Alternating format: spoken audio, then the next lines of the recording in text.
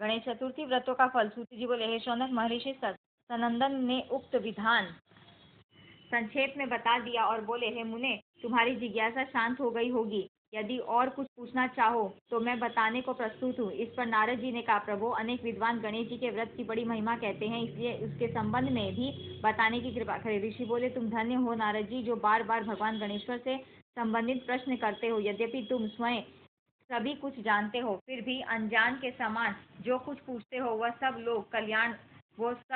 लोग कल्याणार्थ ही है। वह बताता है, देवर्षे, गणेश जी का व्रत प्रति मास की चतुर्थी के दिन किया जाता है। प्रत्येक मास की चतुर्थी अपना विशेष महत्व रखती है, इसलिए उनमें किए गए व्रतों के फल भी भिन्न भिन्न होते हैं। प्रथम में उन सब के फलों का वृत्तांत ही पृथक रूप से बताता हूँ, सुनो। चैत्र मास की चतुर्थी में भगवान वासुदेव स्वरूप गणेश जी का व्रत किया जाता है। उस दिन श्रद्धानुसार षोडशोपचार में से अथवा पंचोपचार से उनका पूजन करें और ब्राह्मणों को श्रद्धानुसार दक्षिणा दे। इस व्रत के फल स्वरूप पूजन करता मनुष्यों को विष्णु लोक की प्राप्ति होती है। यह व्रत भोग और मोक्ष दोनों का ही देने वाला है।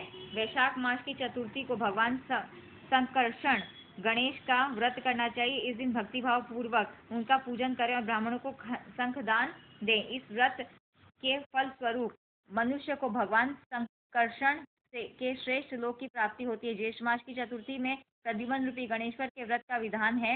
इस दिन उन भगवान का अनन्य भाव से पूजन करना चाहिए। पूजन के पश्चात ब्राह्मणों को श्रेष्ठ मीठे सुस्वादु फलों का दान करें। इसके फल स्वरूप पूजक को स्वर्ग लोक की प्राप्ति होती है। यह व्रत स्त्री पुरुष सभी कर सकते हैं, किंतु केवल स्त्रियों के लिए एक विशेष व्रत और है, जो ज्येष्ठ मास की चतुर्थी में ही किया जाता है। इसके फल स्वरूप वे पार्वती जी के लोक को गमन करती हैं। इसे सती व्रत कहते हैं। आषाढ़ मास की चतुर्थी में अनिरुद्ध स्वरूप गणपति का व्रत किया जाता है। इसमें भगवान का पूजन कर सन्यासियों को कमंडलू दान करना चाहिए। यह समस्त सन्यासियों की व मनुष्यों की समस्त कामनाएं पूर्ण करने वाला है। आषाढ़ी चतुर्थी का ही एक पुत्रदायक गणेश व्रत भी है। हे नारद, यह व्रतांतर कल्प के प्रथम दिवस किया गया था। उस दिन श्रद्धा भक्ति सहित गणेश जी का विधि पूर्वक पूजन करना चाहिए। उसके फल स्वरूप दुर्लभ पुत्र रत्न की प्राप्ति होती है। श्रावण मास की चतुर्थी में चंद्रोदय होने पर गणेश जी को अर्घ्य दे और भक्ति पूर्वक उनके रूप का ध्यान करें। फिर विधि पूर्वक षोडशोपचार पूजन कर भोग में स्वादिष्ट एवं मिष्ट मोदक भेंट करें।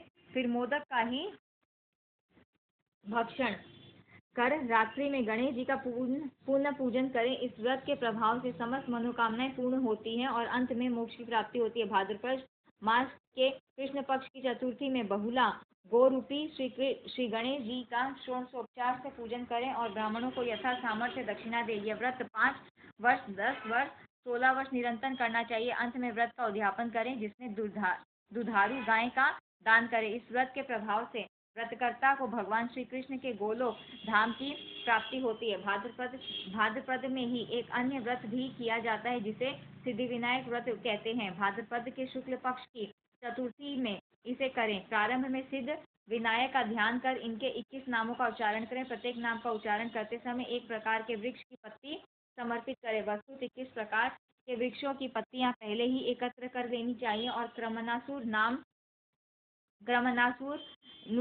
नाम लेकर चढ़ाना चाहिए। यथा ओम सुमुखाय नमः का उच्चारण करके शमी पत्र चढ़ाएं। ओम गणाधीशाय नमः कहकर भंग भरेया चढ़ावे। ओम उमापुत्राय नमः कहकर बिल्व पत्र, ओम गजमुखाय नमः कहकर दुर्वा दल, ओम लंबोदराय नमः कहकर बेरी पत्र, ओम हर सुनवे नमः कहकर धतूरे का पत्र, ओम सूर्प करणाय नमः कहकर तुलसी पत्र, ओम वक्रतुंडाय नमः कहकर वरवटी पत्र, ओम गुहाग्रजाय नमः कहकर अपामार्ग पत्र, ओम एकदंताय नमः कहकर भट कहैया पत्र, ओम हेरम्बाय नमः कहकर पलाश पत्र, ओम चतुहोत्रे नमः कहकर दालचीनी, ओम सर्वेश्वराय नमः कहकर अगस्त्य पत्र, ओम विकटाय नमः कहकर कन्हेरी पत्र, ओम इव तुंडाय नमः कहकर पत्थर पत्र, ओम विनाकाय नमः कहकर रूल पत्र, ओम कपिलाय नमः कहकर अर्जुन पत्र, ओम वटवे नमः कहकर देवदारू पत्र, ओम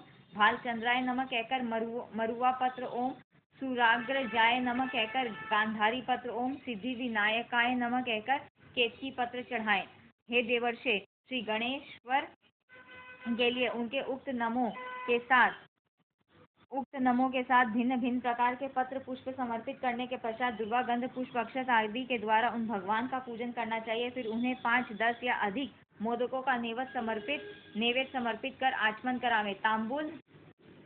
तांबूल अर्पित करें तथा पुष्पांजलि, प्रणाम, प्रार्थना, प्रदक्षिणा आदि के साथ विसर्जन करना चाहिए। अंत में समस्त सामग्री सहित गणपति प्रतिमा भी ब्राह्मण को दे दें। साथ ही सकत्यानुसार दान दक्षिणा भी दें। गणपति की प्रतिमा हो तो अत्युत्तम, अन्यथा अन्य किसी सौम्य धातु की बनवानी चाहिए।